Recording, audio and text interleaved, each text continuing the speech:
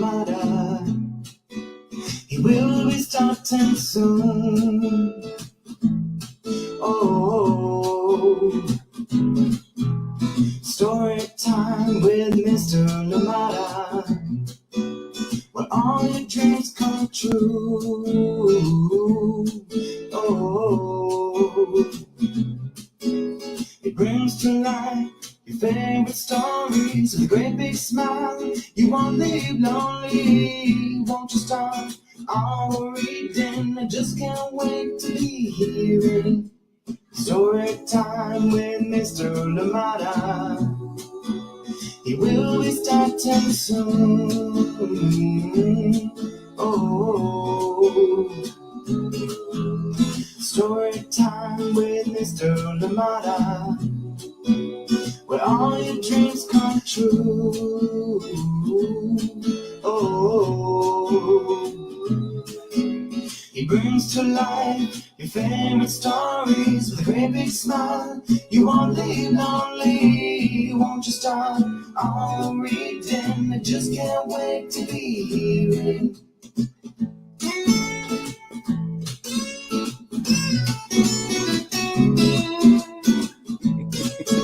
Good morning, and welcome to Story Time. Thank you so much for joining me. Happy Wednesday, wherever you're joining us from today. Glad that we are here together. Amazing books, amazing lineup that we have this week, and I hope that you've been enjoying it. And of course, I hope that you are ready for more to come. Thank you so much for being here with us, and I am glad that you're here. Please, as always, let us know where you're joining in from, whether you're joining us live right now or indeed joining us later on for the recordings. Please do let us know where you are and indeed how you're doing and how the weather is like where you are. Thank you so much for joining in, and I'm glad that we are here together. And of course, too, lots to celebrate this week, lots to celebrate today as well. But we start off with Angela Darton's new book. Yes, this one is out right now. To Boldly Go: How Nichols and Star Trek helped advance civil rights. That one is illustrated by Lauren Summer, and you can see them both here on Storytime on Friday. So please do join us then too, and get to see Angela and Lauren Summer read for us, and of course in conversation with us as well about their new book and about life in general. Thank you so much for joining in Storytime. Congratulations to you, Angela and Lauren Summer. The book is out. It is out now. Thank you so much for joining in. Yes, big celebration, powerful book indeed. And I encourage everybody, I highly recommend it because I've enjoyed it, and you'll see for yourselves on Friday when we do read it here on Storytime. It is indeed a beautiful book with a powerful message. Thank you so much for joining in Storytime today, and glad that you are here. And of course, many amazing books to come. So far, we've enjoyed Head to Head and also Marvelous Cornelius, of course, on Monday. But 3 more to come, including today's book, The Art of Protest. This one coming up very shortly. Yes, we'll be reading this one. I actually like this book. Not just the message in it, but also just the feel of it. It is one of those tough books. It feels, you can feel that like it is a almost like a board book, but yeah, really cool, really strong, really durable. Many times it's been in my backpack and somehow it has survived. Thank you so much for joining in. But of course, a big thank you indeed to CANDLEWICK Press for allowing us to read this book here on Storytime. And of course, a big thank you to D. Nichols for this creation, and illustrators Diana DAGADITA, Molly Mendoza, Olivia Twist, SADDO, and of course, Diego BECAS. Thank you so much for joining in Storytime today. Absolutely love it that we are here together. And of course, we'll be honing our skills of protest. Thank you so much for joining in Storytime, and glad we are here together. Please let us know you are here so we can say good morning to you. And of course, today we do have our shot from Egmont out on the Sunshine Coast in British Columbia. If you've not visited yet, put it on your list. Beautiful place to hike and just marvelous scenes. So absolutely check it out if you can. Thank you so much for joining us on Storytime. Who is with us this morning, ready to enjoy a wonderful story? Good morning to you, Sarah and Nathan,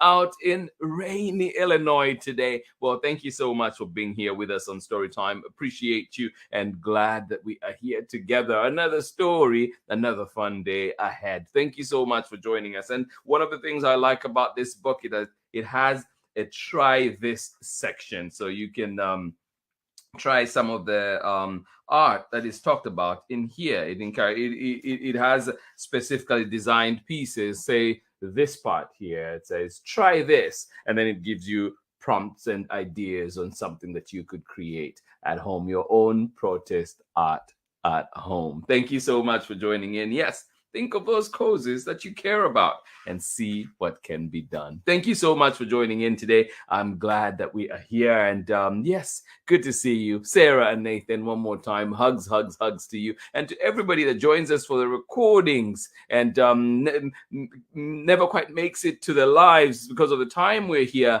we thank you and we hope that you do enjoy the videos as well. And of course, thank you. Thank you. I'm thinking in particular, Betty Graydon out in Florida, sending you extra love. Thank you so much for joining in Storytime. All right. We'll be right back after this short break for our story for today. I hope that you are ready. Go grab what you need.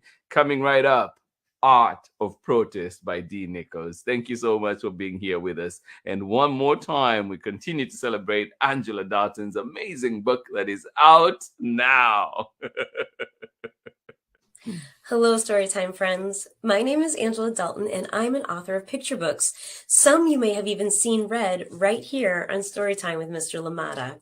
I'm excited to tell you about my brand new picture book called To Boldly Go, How Nichols and Star Trek Help Advance Civil Rights.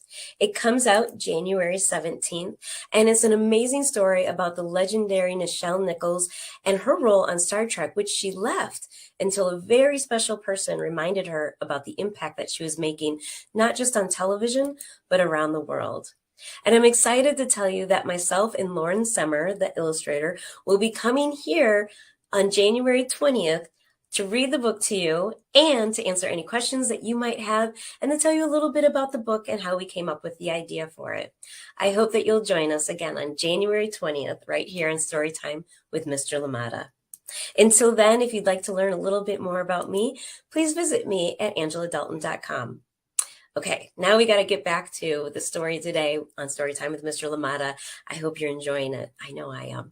Okay, see you soon. Bye. Welcome back indeed. Thank you, Angela Dalton. Congratulations on your brand new book. Yes, To Boldly Go, How Nichols and Star Trek helped advance civil rights. Yes, indeed. Do check it out. It is out now. Thank you so much for joining in. Ask for it at your local library. Good morning to you, Sharon Lungo and Soraya. Thank you for joining us from right here in Oakland. I hope that you are having a wonderful week so far and good to see you here. Of course, missed everybody yesterday, but I hope that you did enjoy our pre-recorded story. And of course, we're back. We're here today, live. Storytime. Remember too that you can find us live 7 a.m. Pacific time right here on Storytime, but also on the Storytime platforms, but also you can catch us at storytimewithmrlimata.com at any time you please. Thank you so much for joining in Storytime. Get ready for our story. This one is called Art of Protest, Creating, Discovering, and Activating Art for Your Revolution. Yes, creating, discovering, and activating art for your revolution. So many causes to think about out there, and of course, so many spaces that we need to take our art, our protest art. And I must say too, Timothy Dixon, or the Soapbox Salute that composed and wrote the Storytime theme song, does protest art music. If you have not checked him out, please do check him out at the soapboxsalute.com. Amazing music. All right, here we go. Art of Protest. This one is written by D. Nichols It is written by D. Nichols, illustrations by Diana DAGADITA, SADDO, Olivia Twist, Molly Mendoza, and Diego BECAS. And of course, we are reading this one with permission of CANDLEWICK Press. Thank you indeed for allowing us to share this wonderful book. There's so much information in this book. We'll only get to read a tiny bit, but I hope that you can find it at your local library or you find books and get to dive in some more. And this quote here too from Keith Haring, just powerful indeed. Art is nothing if you don't reach every segment of the people. What do you think? What are your thoughts on that? Art is nothing if you don't reach every segment of the people. Something to think about. Maybe we agree, maybe not.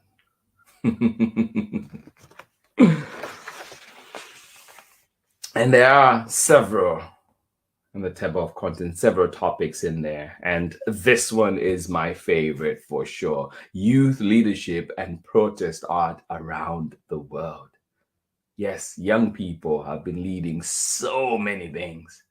And if you remember last time we read this book, we read about Elijah Lewis. Oh, John Lewis, sorry. We talked about John Lewis. And we were like, why are we reading about John Lewis? He's old, he's older. But remember that when he started, and most of these people, when they started this work, they were young. The young people, like John Lewis, for example, was a teenager. And so just something to think about. Youth leaders, youths have led movements for so long. And young people, I hope that before we end, we can read this one here. Over to you. Yes. You're already doing an amazing job. I think it's time we hand the baton fully. All right, so we're going to start why art matters. And of course, we're going to read the story of D. Nichols themselves and just to understand a little bit of where they're coming from and how this book came about. All right, introduction. When I was a kid growing up in Mississippi and Tennessee, I learned pretty early about social injustices that exist in the world. Yeah, same growing up in Zambia too. So much learned very early on. You saw all the injustices that were going on. And sometimes it was just part of your world, but that does not make it right. Right? I remember defending myself against bullies who did not like me because of my dark skin. I recall watching my favorite TV shows and learning about South African apartheid, police brutality, the global AIDS crisis, and historic movements for civil rights through episodes that dared to highlight these causes. As I recognized the power of the media in expanding my knowledge, I began to create art in my teens that reflected the issues happening around me. 9/11, Hurricane Katrina, and Jena 6 trials. And by the time I found myself as an arts organizer on the ground in the 2014 Ferguson uprising, I felt equipped with the experience to deploy art as a way of bringing people together to raise our collective voices. Isn't that powerful? Throughout this book, you will learn the art of protest through the many artworks, experiences, and campaigns that have been created across the world to protest social injustices and advocate for the rights and liberties of diverse communities. You will learn a bit of my story as well as the stories of others, leaders, artists, youth, and everyday people like yourselves, who have used art as a tool for organizing communities and catalyzing change. However, I hope you will also learn the art of protesting. Tips and strategies are shared throughout this book to help you exercise creative ways to mindfully organize, create, and protest with others. Suggested art activities range from writing sample protest signs to designing banners, building sculptures, and organizing flash mobs, and making cause-specific artworks. With this, you might be more compelled to raise your voice about the issues, causes, and global concerns that matter to you. Our society constantly experiences waves of social movements, campaigns for justice, and fights against climate issues and diseases on a global scale. And no matter where you live, or what language you speak, or what cause you choose, it is my hope that this book will encourage and equip you to use art as language and instrument that can help you champion your chosen cause. Yes, we hope that this book helps you, compels you, encourages you to use art as a language and instrument that can help you champion your chosen cause. Yes. Love that. So we're going to look at this part first. Why art matters in social movements. Right? Here we go. Why does art matter in social movements? My story as an activist in Ferguson. On August 9, 2014, my life, like those of many in my home city of St. Louis, Missouri, was forever changed when I learned that a teenager had been killed by a police officer while walking along the streets of his grandmother's neighborhood. His name was Michael Brown Jr., and his body lay in the street for 4.5 hours as news media captured photos and people crowded around in dismay. Over the days that followed, hundreds of people began to march in protest across the small municipality of Ferguson, Missouri, where he lived. I was one of them, and after daily and soon nightly protesting, I wanted to do something more. At that time, I was an educator at our local contemporary art museum. I had just finished graduate school in social work, and I'd been active as a community-based artist and designer in collaboration with the schools, neighborhoods, and the artists all across the region. In response to the Ferguson uprising, I created a digital platform called Connected for Justice that helped allies donate and distribute resources to people on the ground. I also collaborated with a photographer to develop Faces of the Movement, a photographic series that dignified and amplified the stories of people involved in the uprising. And my best friend Sophie and I even went door to door across Ferguson recording United Story, a video series of stories featuring neighbors and families whose streets and homes became central to the growing protests. Others in our activist collective created works that amplified movement slogans like "Hands Up, Don't Shoot," performed flash mobs, and placed guerrilla installations in public spaces to help spread the message of the protests. Some amazing work indeed. And one of the things that I like and want to highlight here, D. Nichols here mentions that with allies to distribute resources, I also collaborated with a photographer to develop Faces of the Movement, a photographic series that dignified and amplified the stories of the people involved in the uprising. And I think that's really clever and very important, because we know that the mainstream media, as it's called, tends to have a lens that they look at things, and usually that's what we're going to get. That's what you're going to get. So I'm glad that D. Nichols thought of this idea to tell the stories, to let the protesters tell the story, their story of protesting. I think that's very powerful, because then you're getting the genuine and real story and the real people behind these protests, because at times mainstream media just tends to focus on all the negativity of it and forgetting the main reason why, the root cause of this, why people are up and protesting. So yeah, something to think about. But there you go, why art matters in social movements. You can see so many things that have been created in just this one little bit that we read. And then let's go, because of time too, there's so much to explore in here, but because of time, and I want us to really get into the youth movement. So let us go to youth leadership and protest art around the world. And let's read some of that. And how about maybe we read youth-led movements? Let's go with that. Page 46. Youth-led movements. And we'll be coming back. There's so much more.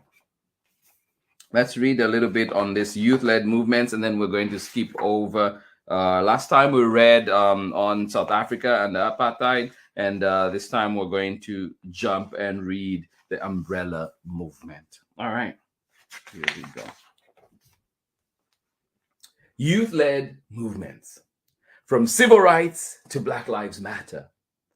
John Lewis was a teenager when he began to dedicate his life to the struggle for racial equality in the United States. As a young man, he worked as a leader of the Student Nonviolent Coordinating Committee, SNCC, joining with other young people to put themselves on the line in the fight for desegregation in the South.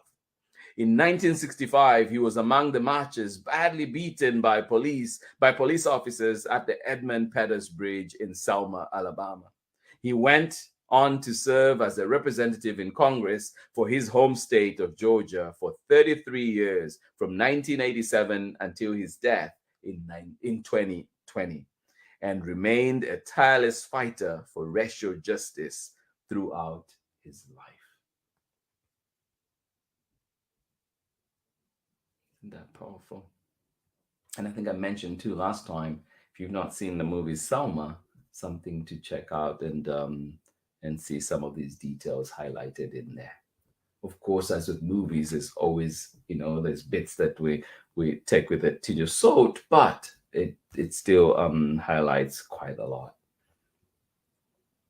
Yeah, just something to think about. Or even think of, just on Monday was Dr. Martin Luther King Jr. Day, and just think of how young he was, right?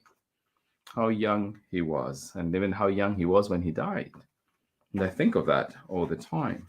All right, so let's look at the umbrella movement. What was it? What is it? After being held as a British territory for a century, Hong Kong was returned to Chinese rule in 1997. Although the territory was meant to maintain its autonomy, a series of restrictions on democratic processes followed. In 2014, a process was imposed that restricted candidates for office to those who had been screened by Chinese authorities. In response, university students led a strike and a series of protests. They practiced civil disobedience by staging sit-ins at government buildings and by marching in public squares and streets, often banging pots and pans.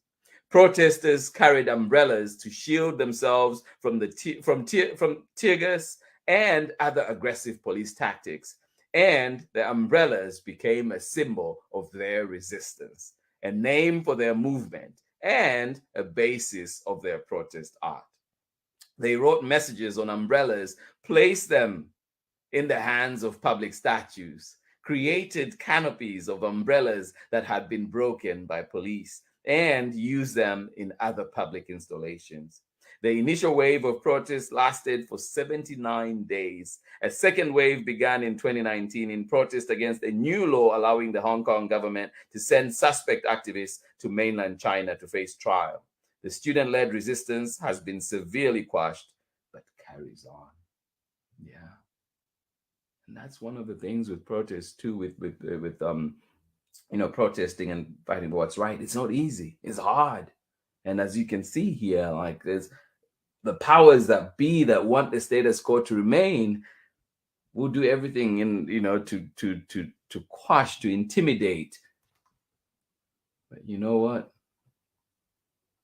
We continue to fight. Don't give up. Umbrella movement. Now let us read another piece that I wanted to highlight as well. And we do have some climate activists. And I wanted to read about this young person, and her name is Vanessa Nakate. Let's read about Vanessa's story, and then we'll read one more bit before we close. Over to you, of course. Young climate activists. The number of young activists across the world is rising. Their collective work has been described as the most remarkable and important mass movement of our age.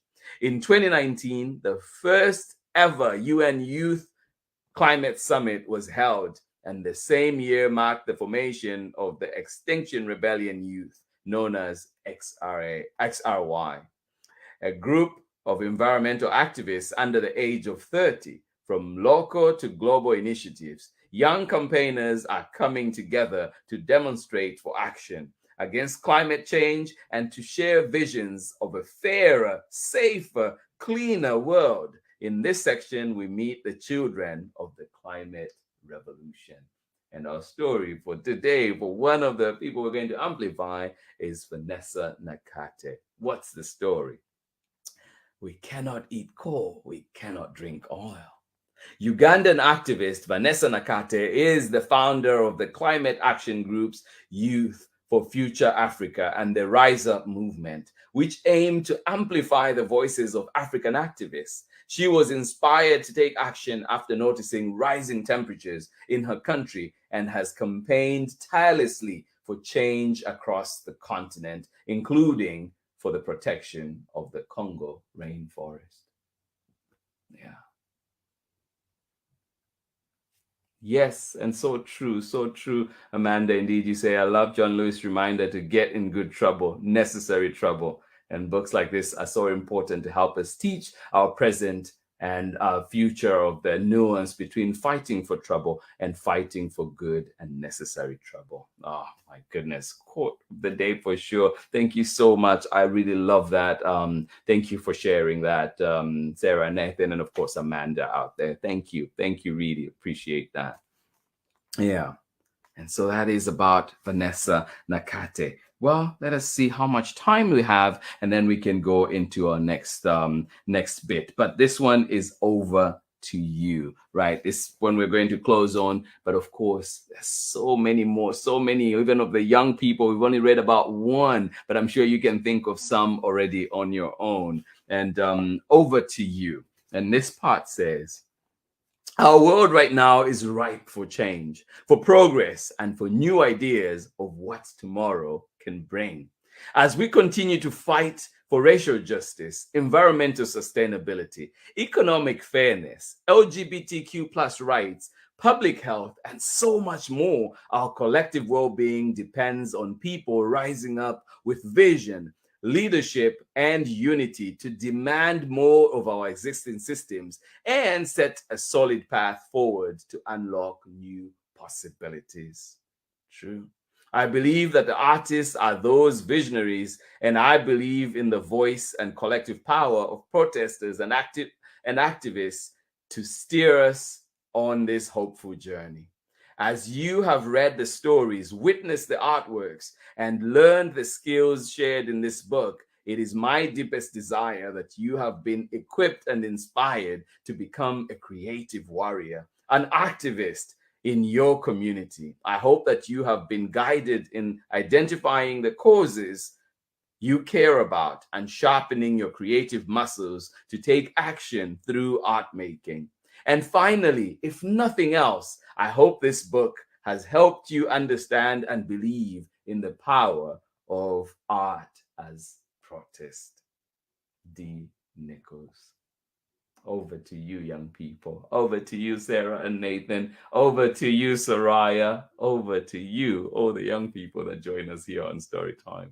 And we know you can do it. And this has been our story for today. So much in here, but of course we'll come back and have a little conversation, and then of course we'll be able to say goodbye. Thank you so much for joining in Storytime today, and I'll see you on the other side of this short message. Thank you for being here with us on Storytime. Hi, friends. I hope you're enjoying today's story on Storytime with Mr. Limata. I know I am. My name is Angela Dalton, and I'm the author of picture books, including If You Look Up to the Sky, Show the World, and Ruby's Reunion Day Dinner, all of which you can hear Mr. Limata read right here on Storytime with Mr. Limata. I hope you continue to enjoy today's story, and I hope to see you soon. Okay, bye.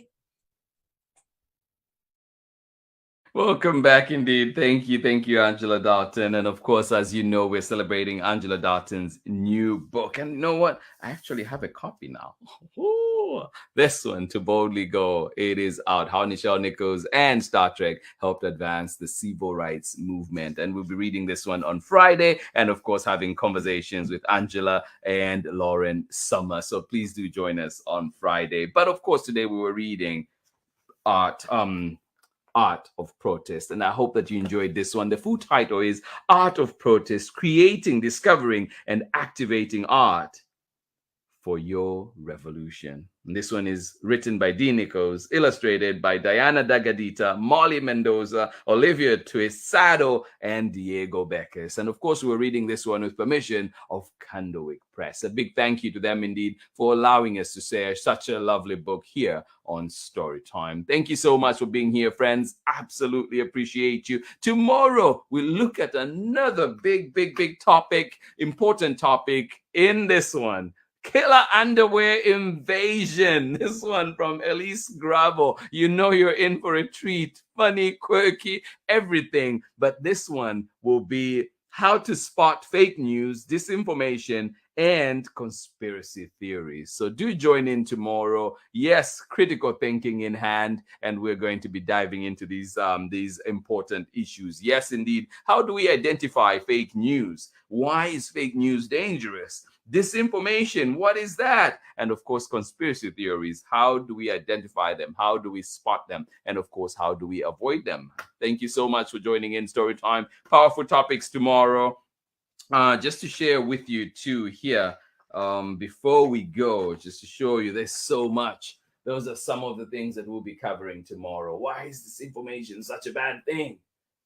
Why do we believe fake news?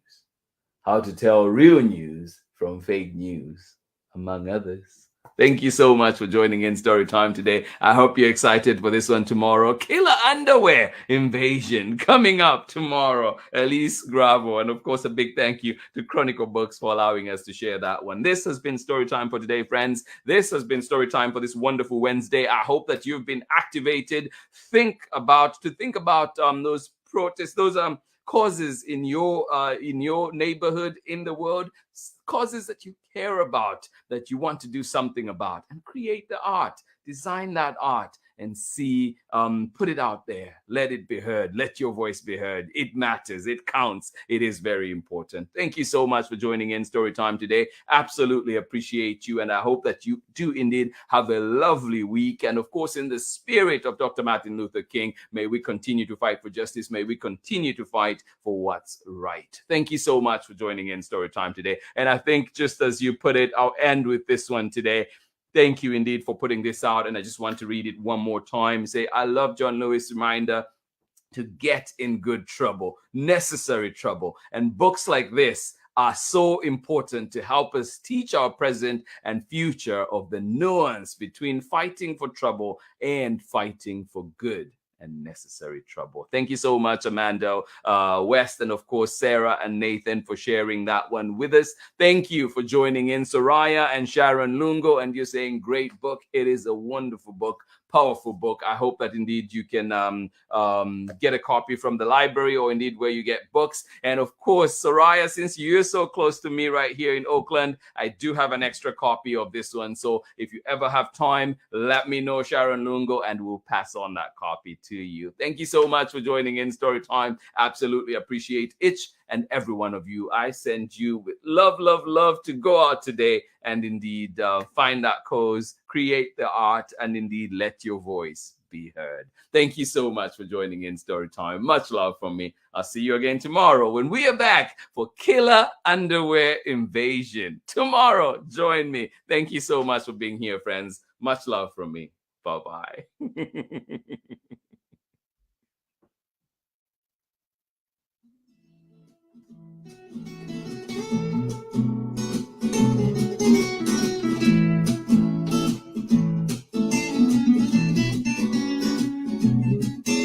Story time with Mr. Limata. He will be starting soon. Oh, story time time with Mr. Limata, where all your dreams come true. Oh, he brings to life your favorite stories with a great big smile. You won't leave lonely, won't you start all the reading? I just can't wait to be hearing story time with Mr. Limata. He will be starting soon. Oh, story time with Mr. Limata, where all your dreams come true. Oh, he brings to life your favorite stories with a great big smile. You won't leave lonely, won't you start all reading? I just can't wait to be hearing.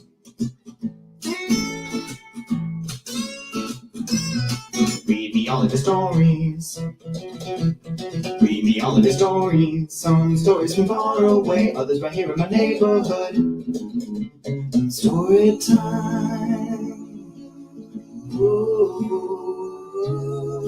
Story time.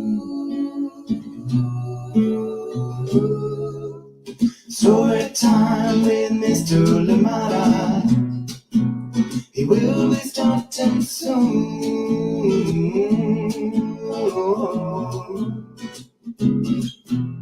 Story time with Mr. Limata, where all your dreams come true. Oh, he brings to life your favorite stories with a great big smile. You won't live lonely, won't you start all the reading? We just can't wait to be hearing. Brings to life your favorite stories with a great big smile.